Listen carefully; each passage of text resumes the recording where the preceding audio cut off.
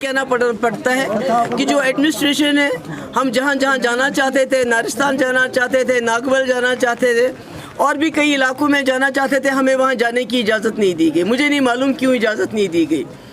اور یہاں جہاں تک ترال کا سوال ہے، پورا ترال کا علاقہ انہوں نے ہمیشہ ہمارا ساتھ دیا ہے. اور آج آپ نے دیکھا جس طرح انہوں نے استقبال کیا ہے.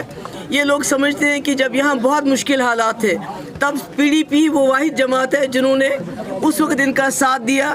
ان کو پوٹا ہو، ٹاسک فورس ہو، اخوان ہو یا آرمی کا جو ظلم ہے اور جو ملیٹنٹ کی بندوق سے اگر کسی جماعت نے ان کو نکالا ہے تو وہ پی ڈی پی. اور ترقی کے حوالے سے بھی، چاہے سڑکیں ہوں، چاہے دوسرے معاملات ہو، چاہے یہاں اے ڈی سی کا آفس ہیڈ کوارٹر بنانا ہو، چاہے آپ کا اونتی پورہ کا جو آپ کا ایمز ہو، یونیورسٹی ہو، اس علاقے کی ترقی میں ہم نے بہت کم عرصہ رہے. مفتی صاحب 3 سال وزیر اعلیٰ اور گاؤں گاؤں میں رہبر تعلیم.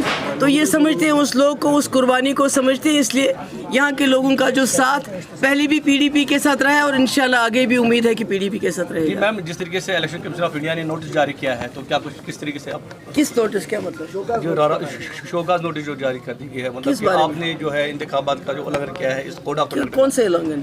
سر وہ بول رہے ہیں مجھے تو سمجھ نہیں آپ کس بات کی بات، مجھے تو معلوم نہیں آپ نہیں. وہ جو بچی کا ہے وہ تو ہم نے نہیں ویڈیو اپلوڈ کیا ہے.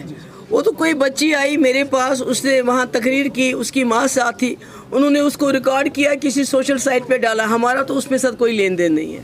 میڈم، ہریانہ کے جو ایم پی ہے کانگریس کے، وہ کہتے ہیں جو بھی ایتھکس ہوتے ہیں اس کا فائدہ سیدھے بی جے پی کو جاتا ہے، انکم نہیں ہونی چاہیے. وہ تو آپ ان سے پوچھ لیجیے وہ سوال. چلیے. Thank you.